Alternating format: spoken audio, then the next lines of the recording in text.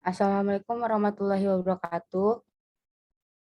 Kami dari kelompok 2 Literasi TIK dari MB 4501 yang beranggotakan Ahmad Dhani Aminuddin, Wahyu Bimo Pranataratya, Rodi Akbar Yaldi, Mujadid Permata Dinhas, salah satu Atma Bunga, dan saya sendiri Rifela Ramadhani, yang membahas tentang penerapan cold kitchen pada industri kuliner untuk meminimalisir biaya. Selanjutnya akan dibacakan oleh Adit. Baik, terima kasih Vela. Selanjutnya saya akan membahas pendahuluan. Teknologi berkembang dari waktu ke waktu dan tingkat kecanggihannya pun semakin tinggi. Salah satunya yaitu keinginan agar memesan makanan lebih cepat tanpa keluar rumah. Maka dengan adanya cloud kitchen ini, masyarakat umum dapat merealisasikan keinginan mereka untuk memesan makanan tanpa keluar rumah.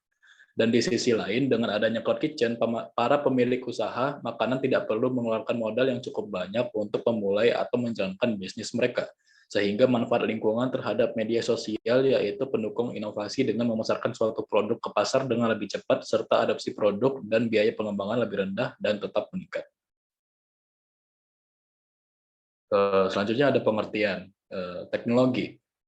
Menurut Nasution, teknologi merupakan suatu pengembangan yang menghasilkan aplikasi disertai evaluasi sistemnya. Pengertian teknologi juga bisa diartikan sebagai suatu sistem, keorganisasian, dan juga tekniknya.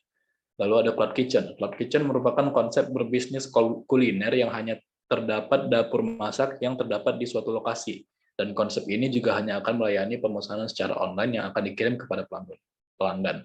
Selanjutnya akan dibahas oleh Dani. Baik, terima kasih Mujadid. Selanjutnya ada inovasi cloud kitchen dalam kemajuan teknologi VR. Dengan adanya fitur VR yang akan dihadirkan, maka ini akan membuat berbeda dari aplikasi yang sudah ada sebelumnya. Fitur ini dihadirkan supaya pelanggan dapat melihat proses pembuatan makanan yang dipesannya secara langsung, hanya dengan menggunakan smartphone saja tanpa harus beranjak dari tempat kita bersantai.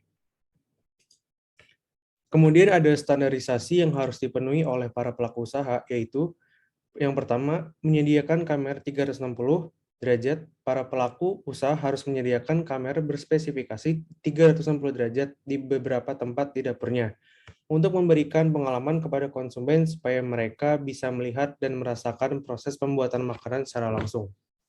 Yang kedua adalah harus tersedianya jaringan internet yang memadai. Setelah tersedianya kamera, tentunya untuk mengupload gambar tersebut untuk bisa disaksikan para konsumen, tentunya membutuhkan kecepatan upload yang harus bisa menyeimbangi kualitas video tersebut. Selanjutnya akan dilanjutkan oleh Lodi Akbar. Baik, terima kasih Dani. Selanjutnya ada jenis model bisnis cloud kitchen. Yang pertama, single brand, single kitchen, no storefront, yaitu model dapur awan yang asli yang terdiri dari merek dan dapur. Kemudian yang kedua ada multi-brand cuisine, single kitchen, multiple outlet, no storefront. Model dapur awan terdiri dari beberapa toko yang masing-masing terdiri dari beberapa pilihan merek makanan yang paling diminati di wilayah tersebut. Model cloud kitchen ini juga dapat disebut sebagai dapur umum.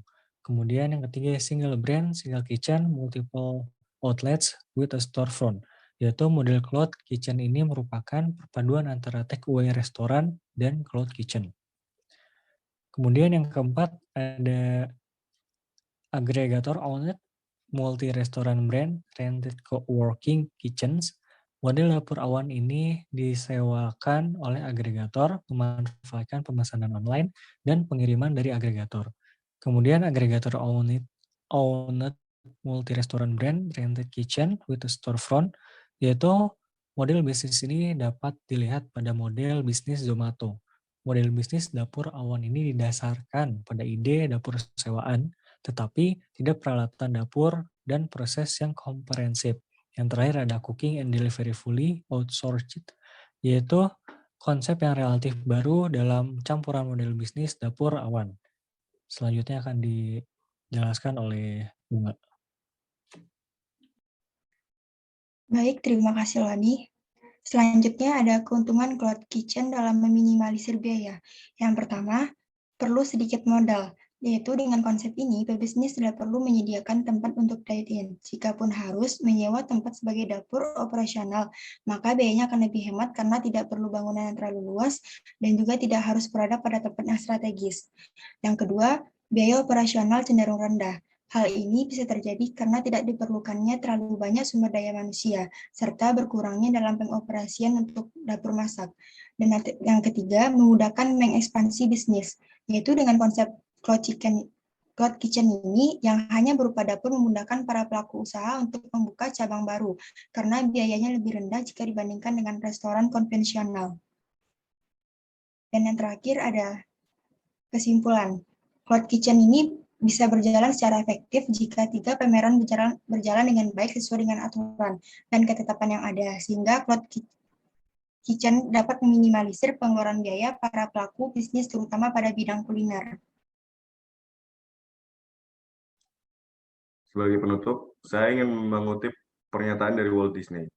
Ia mengatakan, semua impian pasti bisa Anda wujudkan jika Anda memiliki keberanian untuk mengejar mereka. Artinya, jika Anda punya impian, maka genggam impian tersebut, yakini dan kejar. Percayalah bahwa impian Anda pasti bisa Anda wujudkan. Sekian presentasi tentang Cloud Kitchen dari kelompok kami. Mohon dimaafkan jika ada salah kata. Assalamualaikum warahmatullahi wabarakatuh.